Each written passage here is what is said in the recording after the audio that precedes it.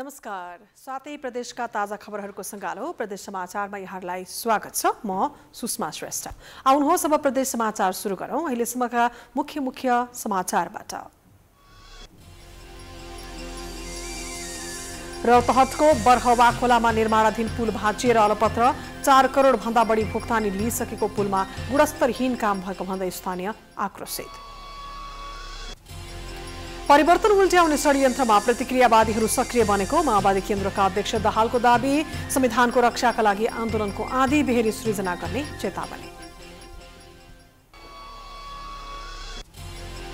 सप्तरीको गजेन्द्र नारायण सिंह अस्पतालको आन्तरिक विवाद चर्किँदै चिकित्सकको झगडाका कारण उपचार सेवामा समेत प्रभाव।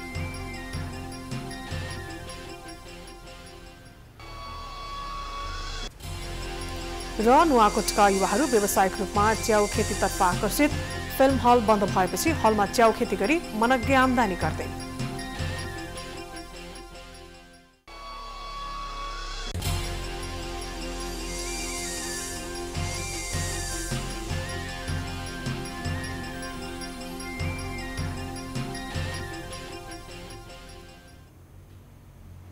आजको प्रदेश समाचार सुरु गरौँ। प्रदेश 2 को रौतहट स्थित निर्माणाधीन पुल अलपत्र परेको सम्बन्धी प्रसङ्गबाट। रौतहटको गौर नगरपालिका स्थित बरहवा खोलामा निर्माणाधीन पुल भाँचिएर अलपत्र परेको छ। निर्माण सम्पन्न भई सुचारू हुनुपर्ने समय भए पनि निर्माण कम्पनीको लापरवाहीका कारण पुल भाँचिएर अलपत्र परेको हो। समयमा पुल निर्माण नहुँदा जिल्ला तथा आसपासका क्षेत्रका स्थानीय समस्यामा परेका छन्। 2073-74 मा ठेक्का सम्झौता भएको पुल 2077 पौष मसान्तसम्म निर्माण सम्पन्न हुनुपर्ने थियो। तर निर्माण कम्पनीको लापरवाही, दक्ष जनशक्तिको अभाव एवं गलत डिजाइनका कारण पुल बीचमै भाँचिएर निर्माण कार्य अलपत्र परेको छ। निर्माण कम्पनीले पुल निर्माणका लागि 4 करोड 2 लाख रुपैयाँ भुक्तानी समेत लिइसकेको छ। राजमार्गमै रहेको पुलको काम अलपत्र छोडेका कारण स्थानीयहरू समस्यामा परेका छन्। पुल निर्माण हुँदा ड्राइभर्सनको प्रयोग गरी सवारी आवत जावत गरेको पनि वर्षौं बितिसकेको छ। वर्षयाममा आउने बाढीका कारण उक्त ड्राइभर्सनबाट आवागमन समेत ठप्प हुने गरेको छ। जिला के भूभाग सब इधरे पड़ल है। चौपुल तक के जाने में मेन रोड है। ये पुल न बनला से इतना हानि है पब्लिक के कि कथी कहल जाए। एकदम तकलीफ पुल तो अति आवश्यक है, लेकिन ठेकेदार की कमजोरी से, चाहे सड़क विभाग की कमजोरी से, चाहे स्थानीय निकाय के जो गौर के मेयर बा उसका लापरवाही से, केकरा लापरवाही से बा। हमें तो आम साधारण लोग थी। निर्माण हुँदाहुँदै भाँचिएर अलपत्र भएको पुल चाँडो निर्माण सम्पन्न गर्न स्थानीयले माग गरेका छन्। गुणस्तरहीन सामग्री प्रयोग गरेका कारण पुल भाँचिएको भन्दै निर्माण कम्पनीलाई कारबाही गर्न स्थानीयहरूले माग गरेका छन्। हमनी के तो खेत में के बाली 2 कट्ठा 4 कट्ठा तो मर जाई छै। ई पुल न बनला से पानी घेरा गेलै, खाइला न मिलै छै। डिभिजन सडक कार्यालय चन्द्रनिगाहपुरले पुल निर्माणको जिम्मा कन्काई इन्टरनेसनल बिल्ड्स प्रालीलाई दिएको थियो। सरकारी कर्मचारीको मिलेमतोमा पुलको डिजाइन नै गलत बनाएका कारण बीचमै भाँचिएको स्थानीयको आरोप छ। डिभिजन सडक कार्यालय चन्द्रनिगाहपुरले पनि निर्माण हुन लागेको पुलमा प्राविधिक पक्षको कमजोरी भएको स्वीकार गरेको छ। पुनः पुलको केही डिजाइन संशोधन गरेर यसै आर्थिक वर्षभित्रमा निर्माण कार्य सम्पन्न गर्ने गरी योजना बनाएको डिभिजन सडक कार्यालयले जनाएको छ। यो गौर चन्द्रनिगाहपुर सडकको गौर नजिकमा भएको बढारा खोला पुलको विगतमा निर्माण कार्य भइराखेको अवस्थामा त्यसमा चाहिँ डिजाइन रिभ्यू गर्नुपर्ने अवस्था आइसक्यो। अनि अहिले आएर डिजाइन रिभ्यूको कार्य सम्पन्न भएर हामीले निर्माण व्यवसायीसँग पत्राचार गरेर तुरन्तै काम सुरु गर्ने र सक्दो यसै आर्थिक वर्षभित्र सम्पन्न गर्ने गरी काम गराउनेतिर चाहिँ हाम्रो डिभिजन सडक कार्यालयले काम अगाडि बढाइराखेको छ। ठेकेदारको लापरवाहीका कारण समयमा पुल निर्माण नहुँदा आवागमनमा समस्या त छँदैछ, त्यो भन्दा पनि दुर्घटनाको जोखिम उत्तिकै बढी छ। त्यसैले छिटोभन्दा छिटो पुल निर्माणको कार्य सम्पन्न गर्न सम्बन्धित सरोकारवाला निकायहरूको ध्यान जान जरुरी छ। प्राइम टाइम्स टेलिभिजनका लागि रौतहटबाट सन्तोष काफ्लेको रिपोर्ट। अब लागौं लुम्बिनी प्रदेशको रूपन्देहीमा माओवादी केन्द्रका अध्यक्ष पुष्पकमल दाहालको भनाई सम्बन्धी प्रसङ्गतर्फ। नेकपा माओवादी केन्द्रका अध्यक्ष पुष्पकमल दाहाल प्रचण्डले परिवर्तन उल्ट्याउने षड्यन्त्रमा देशी विदेशी प्रतिक्रियावादी र दक्षिणपन्थीहरू सक्रिय बनेको आरोप लगाएका छन्। शुक्रबार राष्ट्रिय दलित पत्रकार संघको पहिलो महाधिवेशनलाई सम्बोधन गर्दै प्रचण्डले परिवर्तन उल्ट्याउन त्यसमा भूमिका खेल्ने नेताहरूलाई बदनाम गर्ने र घेराबन्दी गर्ने कसरत भइरहेको बताएका हुन्। संसद विघटन जनताको सार्वभौम अधिकार उल्ट्याउने षड्यन्त्र भएकाले त्यसविरुद्ध आफूहरू लडेको र सर्वोच्च अदालतले पनि संसद पुनर्स्थापनाको पक्षमा फैसला गरेको उनको दाबी थियो। तर प्रतिक्रियावादी षड्यन्त्र नरोकिएको र अनौठा परिघटना देख्नु परेको अध्यक्ष प्रचण्डले बताएका छन्।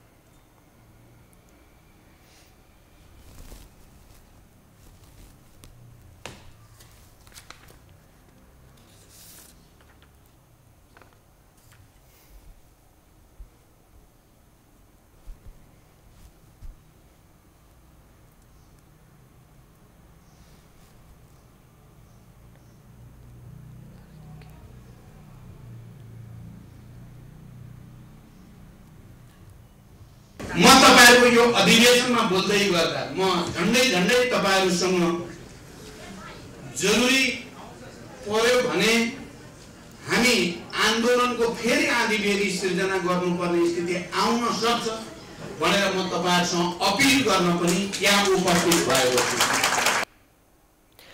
संविधानको रक्षा गर्ने कि हत्या गर्ने भन्ने बहस भइरहेको भन्दै आन्दोलनको आँधी बेहेरी सृजना गर्ने दिन आउन सक्ने उनले बताएका छन्। फेरि विद्रोह गर्ने वा हिंसामा जाने नभई शान्तिपूर्ण संघर्षमा माओवादी केन्द्र लाग्ने अध्यक्ष प्रचण्डको भनाइ थियो। प्रदेश समाचारमा पालो भएको छ विश्रामको।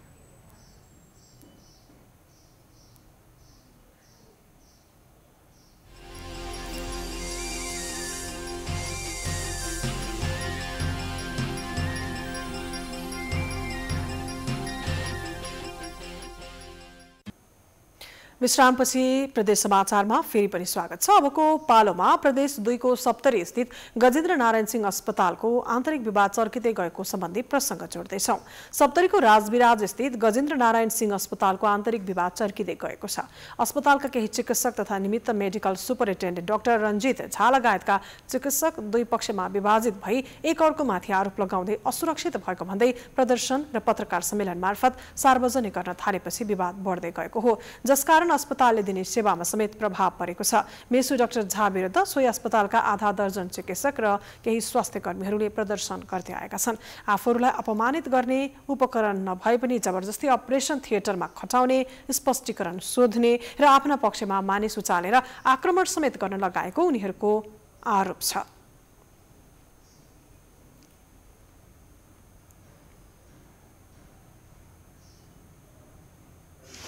हमारे दरबार में रोड से लाभ से पैसे मार रहे थे काले दुर्गा को दुकान निकल के मतलब अब सब तो कभी बोलने बातें बोले जी बोले अब कुछ भी करने ज्यादा अब सब करता है अब सब बोले कोई बीच में हमने ध्यान से देखी 20-25 को रखे कोई काम दुकानें खोल सकते हैं ध्यान के तो अवसर पे है आगे 20-25 आदमी देखो कोई भी दुकान नहीं खोल रोड में तो पूरा गैर पड़ेगा बाहर के नाली वाला का स्पेशल दाल तोड़ करके मरु भीतर का जो सब उता मेसु झाले आफूमाथि आरोप लगाउनेहरू अस्पतालको ड्युटी छाडेर नजिकैको एक प्राइभेट अस्पतालमा खटिने गरेको र आफूले कडाई गर्दा उनीहरू विरोधमा उत्रिएको बताएका छन्। अस्पतालमा उपचार सेवा प्रभावित भएको भन्दै आफूले त्यसमा कडाई गर्न खोज्दा आफूमाथि झुटा आरोप लगाई चरित्र हत्या गर्ने प्रयास गरेको डाक्टर झाको भनाइ छ। मेडिसिन पेडियाट्रिक्स जुन पुरा भरिभर हुन्थ्यो, अर्थोपेडिक्स पुरै भरिभर हुन्थ्यो, त्यो केसहरू वार्डमा एडमिट भइरहेछ। हामी जब राउन्ड लिन जान्छौँ इमर्जेन्सीमा केसै हुँदैन, सब रिफर भइसक्यो। एउटा चासोको विषय थियो। अरुण डाक्टर साहब हुनुहुन्छ, उहाँले पनि सोध्न सक्नुहुन्छ, दिनमा 2टा एउटा इमर्जेन्सीमा केस भेट्थ्यो। अर्थोपेडिक्सलाई सोद्धाखेरि के छ त दाइ बेरोजगार केही केसै छैन। हामीलाई पनि अनौठो लाग्थ्यो। अनि त्यो निर्णयमा मैले के भने भन्दाखेरि यदि कोही डायरिया लिएर पनि आउँछ तर उसँग ब्लड प्रेसर या डायबिटिज छ या कुनै अन्य मेडिसिनका रोग छ भने एकचोटि कमसेकम मेडिसिनले कन्सल्ट गराइदिनुहोस्। विवाद बढेपछि दुवैतर्फका चिकित्सकहरूले एकअर्काबाट असुरक्षित भएको बताएका छन्। अब लागौं सुदूरपश्चिम प्रदेशको कञ्चनपुरमा वस्तु भाउको आहारका लागि नयाँ प्रविधिबाट घाँस खेती गरेको समाचारतर्फ। कञ्चनपुरका एक किसानले कुखुरा तथा वस्तु भाउको आहारका लागि नयाँ प्रविधिबाट अजोला घाँस खेती गरेका छन्। कञ्चनपुरको भीमदत्त नगरपालिका 12 ऐरीका किसान ईश्वरदत्त जोशीले आफ्नै जमिनमा वस्तु भाउ तथा कुखुराका लागि अजोला घाँस खेती गरी आमदानी गर्दै आएका छन्। पेसामा लागेका जोशीले आहाराका अभावका कारण गाईपालन हटाएर अहिले विभिन्न प्रजातिका लोकल कुखुरा, हाँस, गिरिराज, कडकनाथ तथा ब्रोइलर कुखुरा पालन गरेका छन्। जोशीले सामान्य पोखरी निर्माण गरेर कुखुरा वस्तुभावको आहाराका लागि घाँस खेती गरेका हुन्। कुखुराका लागि चाहिने दाना समयमा नपाइने र पाइए पनि महँगो हुने भएकाले विकल्पका रूपमा अजोला घाँस लगाएर दाना र चाराको अभावको समस्या समाधानका लागि घाँस खेती सुरु गरेको कृषक जोशीको भनाइ छ। यहाँ लोकल कुखुराहरू र अरू त्यो गिरिराज लोकल जस्तै अनि ब्रोइलरहरू पालन गरेको छु। त त्यो दानाहरू खुवाउँदाखेरि धेरै महँगो पर्ने र अब त्यो मकैहरू अनि हजुरको यो गहुँहरू यो नमिल्ने भएको हुनाले एकदम सर्टेज पनि हुने, जताततै नपाइने। त्यो भएको हुनाले फेरि मैले यो घाँसको बारेमा थाहा भयो मलाई, यो अजोला। त्यसपछि मैले यो अजोला घाँसको बिउ लिएर मैले लगाएँ। अब यो अजोला घाँस भन्नाले यसमा दानाभन्दा पनि बढी प्रोटिन हुन्छ, 25-26% प्रोटिन हुन्छ। कृषक जोशीले प्रति किलो 1500 का दरले बिउ ल्याएर घरमै पानीमा खेती गरेका छन्। उनले आफ्नै जग्गामा अजोला घाँसको खेतीसँगै कुखुरा पालनको व्यवसाय समेत सुरु गरेका छन्। कृषक जोशीले कञ्चनपुरका साथै अन्य जिल्लामा समेत आफूले अजोला घाँसको बिउ बिक्री वितरण समेत गर्दै आइरहेको र अजोला घाँसबाट दानामा हुने खर्च समेत कटौती भएको बताएका छन्। घाँसको बारेमा एकचोटि मलाई जिज्ञासा लाग्यो। मैले यो कृषि कार्यालय र पशु कार्यालयमा गएँ। मैले पनि मसँग यस्तो घाँस छ।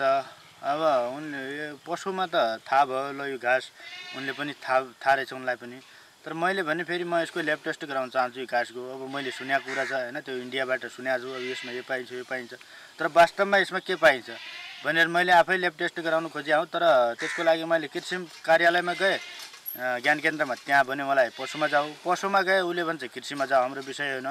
त्यो भएर म त्यो अन्यलमा पऱ्यो। अब कता चेक गराउने के गर्ने भन्ने कुरा मलाई थाहा भएन कि। अब जुन हाम्रा माध्यम हुन् निकाय हुन् तिनले चाहिँ ती माध्यमहरू नै अनभिज्ञ छन् भने अब हामी जस्ता किसान कहाँ जाने त। अजोला घाँस 7 दिनमै दोब्बर हुने भएपछि किसानलाई आहारा र दानाको अभाव कम हुने गर्दछ।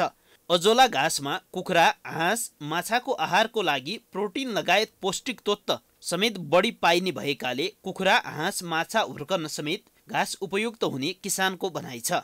तर घाँस खेतीका लागि सरकारी निकायबाट कुनै प्राविधिक ज्ञान, सिप तथा तालिम नदिएका कारण समस्या आउने गरेको किसानको गुनासो छ। कञ्चनपुरबाट दिल्लीराज पन्तको रिपोर्ट। प्रदेश समाचारमा पालो भएको छ विश्रामको।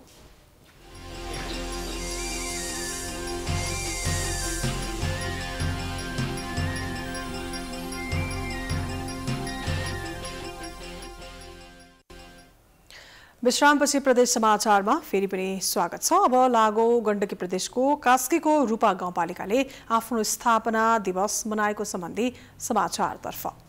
कास्कीको रूपा गाउँपालिकाले विभिन्न कार्यक्रमको आयोजना गरी स्थापना दिवस मनाएको छ।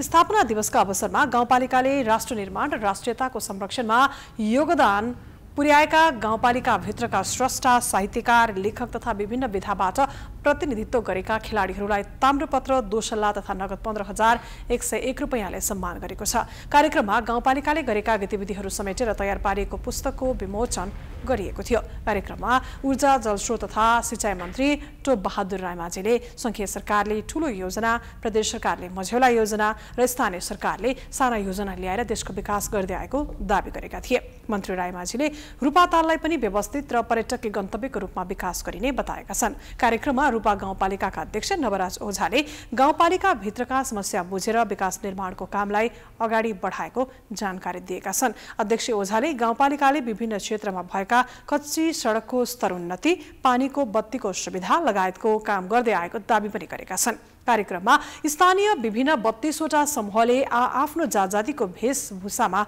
सजिएर झाँकी प्रदर्शन गरेका थिए।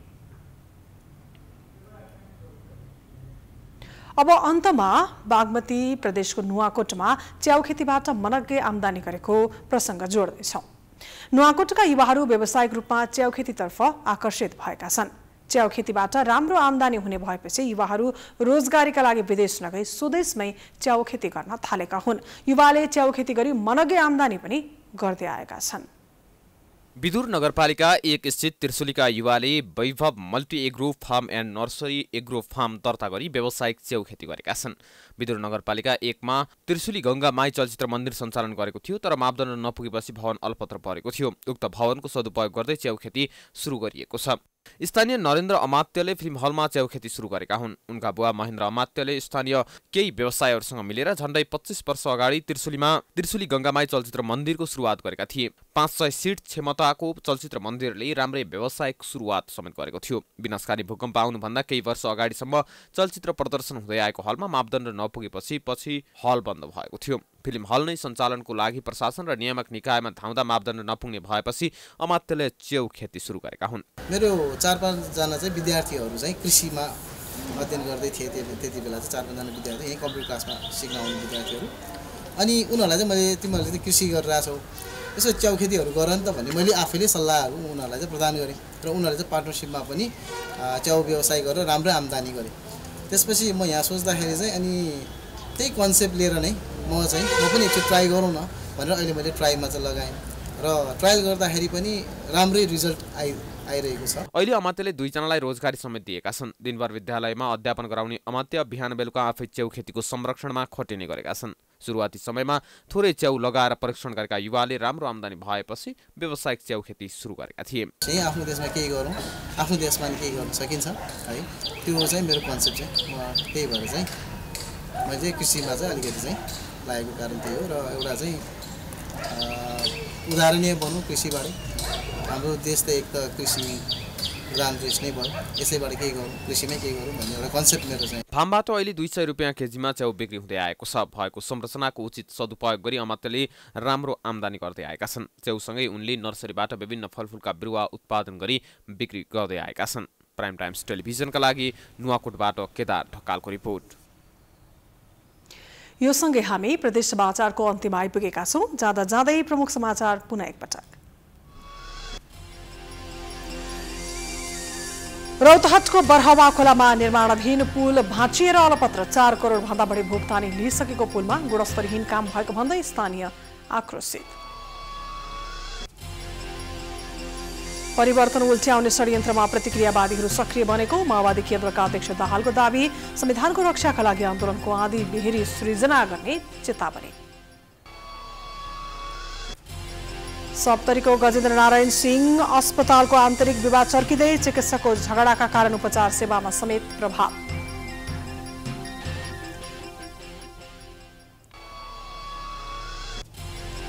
र नुवाकोटका युवाहरू व्यावसायिक रूपमा च्याउ खेतीतर्फ आकर्षित। फिल्म हल बन्द भएपछि हलमा च्याउ खेती गरी मनग्गे आम्दानी।